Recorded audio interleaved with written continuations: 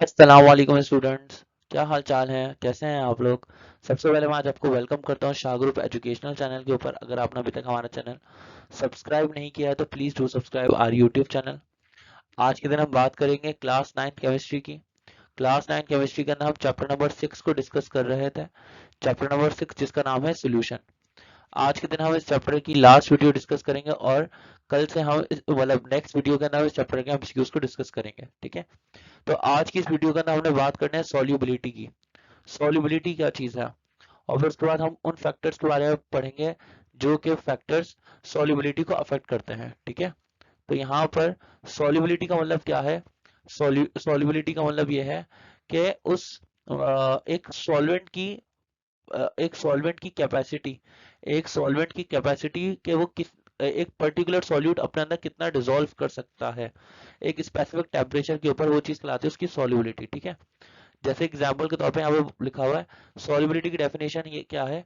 Maximum amount of solute, solute की maximum amount जो कि डिसॉल्व की जा सकती है एक पर्टिकुलर क्वांटिटी ऑफ सॉल्वेंट के अंदर। एक गिवन क्वांटिटी ऑफ सॉल्वेंट के अंदर सॉल्यूट की कितनी मैक्सिमम क्वांटिटी डिसॉल्व की जा सकती है एक स्पेसिफिक टेम्परेचर के ऊपर, वो चीज कहलाती है उस सब्सटेंस की सॉल्युबिलिटी, यानी उस सॉल्वेंट की सॉल्युबिलिटी कि वो कितना अपने अंदर सॉल्यूट को डिसॉल्व कर सकता है, ठीक है। अब यहाँ पे हमने फैक्टर्स अफेक्टिंग ऑन सॉल्युबिलिटी के बारे में बात करनी है, यानी वो वजूहात जिनकी वजह से सॉल्युबिलिटी के ऊपर अफेक्ट पड़ता है। यहाँ बता रहे हैं बहुत सारे फैक्टर्स ऐसे हैं जो कि सॉल्युबिलिटी के ऊपर अफेक्ट डालते हैं। उस सॉल्यूट की सॉल्युबिलिटी के ऊपर अफेक्ट डालते हैं सॉल्वेंट के अंदर। ये फैक्टर्स कौन कौन से, एक फैक्टर है टेम्परेचर, दूसरा फैक्टर है हमारे पास प्रेशर। प्रेशर जो है वो गैसेस के लिए ज़्यादा अफेक्टिव होता है। और तीसरी चीज़ जो है वो है nature of solute and solvent, ठीक है। एक एक करके तीनों को डिस्कस करते हैं। सबसे पहले हम अफेक्ट ऑफ टेम्परेचर की बात करते हैं। टेम्परेचर का अफेक्ट सॉल्युबिलिटी के ऊपर क्या होता है। देखें, एक सॉलिड की सॉल्युबिलिटी या एक लिक्विड की सॉल्युबिलिटी, सॉलिड की सॉल्युबिलिटी या लिक्विड की सॉल्युबिलिटी इंक्रीज हो जाती है with the increase in temperature या with the rise in temperature, ठीक है। जैसे फॉर एग्जांपल अगर हम शुगर की बात करते हैं तो वाटर की वाटर के अंदर, पानी के अंदर जो शुगर की सॉल्युबिलिटी होती है 0 डिग्री सेल्सियस पे, वो होती है 17 ग्राम पर 100 ml, ठीक है। लेकिन अगर हम 100 डिग्री सेल्सियस के ऊपर बात करते हैं तो 100 डिग्री सेल्सियस के ऊपर यही सॉल्युबिलिटी 17 ग्राम से बढ़ के हो जाती है 48.7 ग्राम पर ml, ठीक है। तो ये आप समझ लें कितनी, पर एम एल नहीं, एक्चुअली पर 100 ml होगा, ये होगा पर 100 ml, ठीक है ना।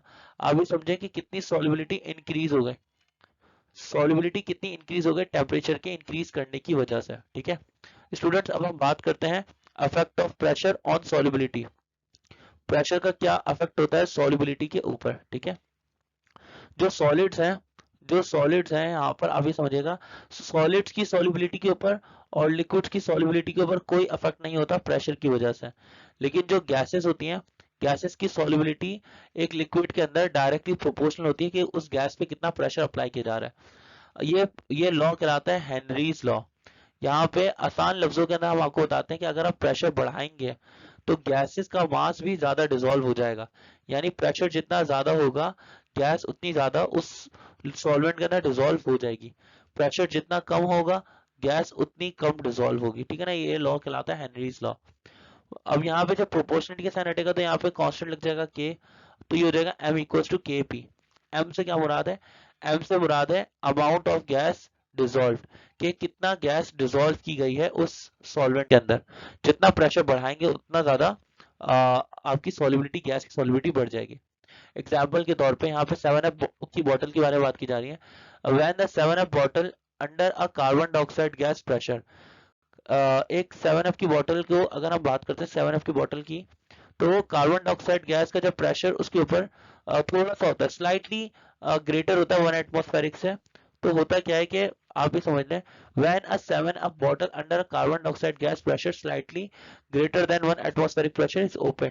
बोले कि 7 अप की बॉटल जिसके अंदर कार्बन डाइऑक्साइड गैस फिलअप हुई हुई है, उस 7 अप की बॉटल को अगर हम देखते हैं तो उसका प्रेशर अगर 1 एटमॉस्फेरिक से थोड़ा सा ज्यादा है, अगर हम उस बॉटल को खोलते हैं तो होता क्या, अंदर का प्रेशर डिक्रीज हो जाता है।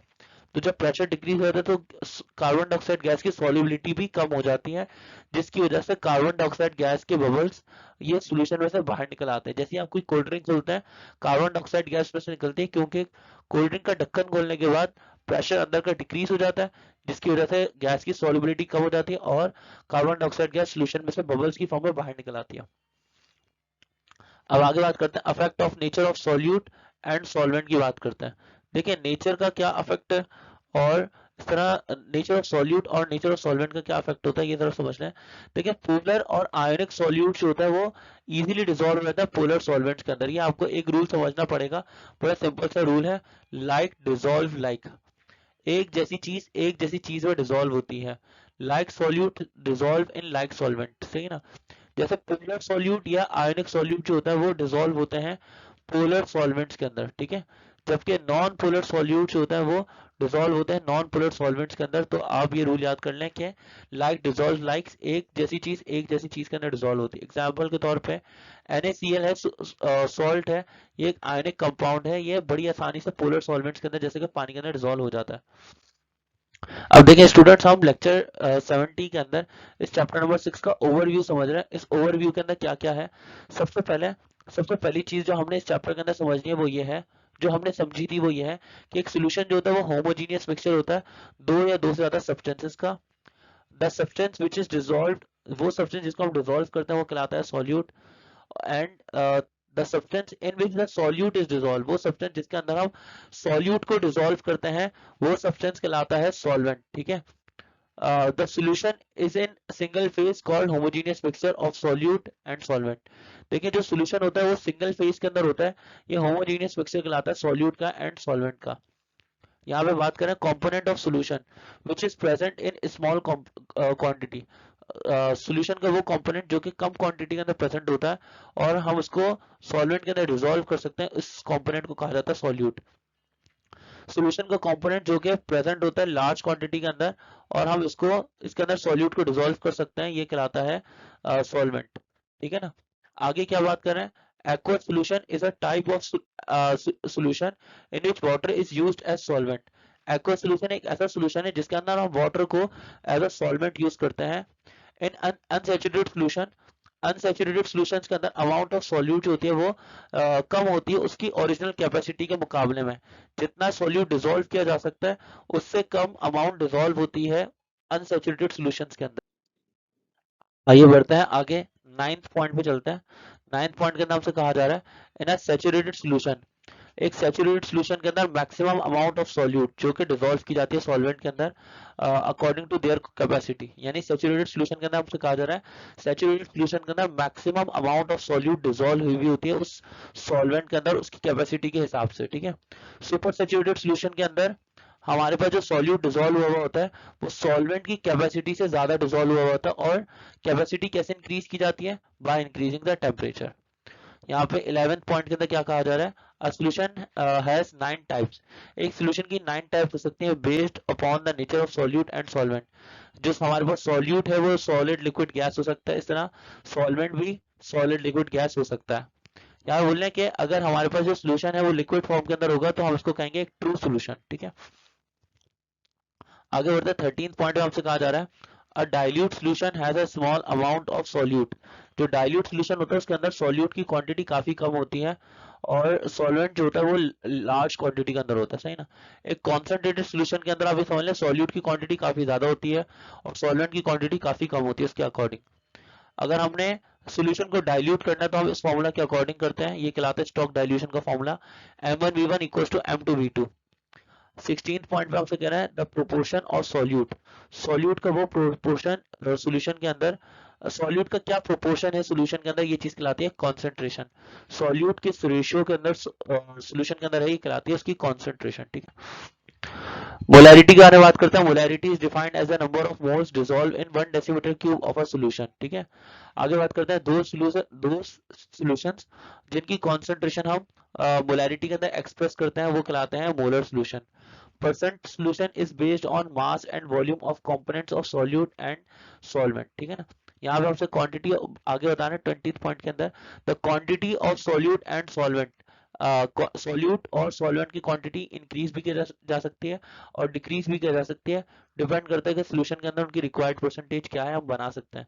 जो परसेंट सोल्यूशन होता है वो चार टाइप्स के होते हैं, जैसे मास मास, मास वॉल्यूम, वॉल्यूम मास और वॉल्यूम वॉल्यूम परसेंट। ठीक है, हमारे पास सॉल्युबिलिटी की डेफिनेशन लिखी है। Solubility is defined as the amount of solute dissolve in 100 gram of solvent. ठीक है, आगे बात करते हैं the main factors which affect the solubility.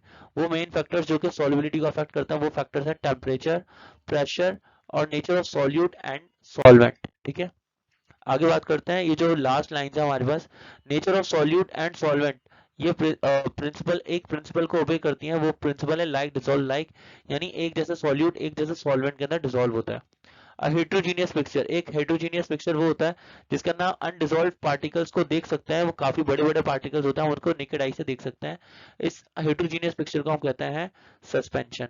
Colloidal solutions के बारे में बात करें, जिसके अंदर सॉल्यूट पार्टिकल्स जो होते हैं वो काफी बड़े होते हैं ट्रू सॉल्यूशंस के मुकाबले में, लेकिन इतने बड़े नहीं होते कि हम उनको नेकेड आई से देख सकें, तो ये फॉल्स सॉल्यूशंस भी कहलाते हैं।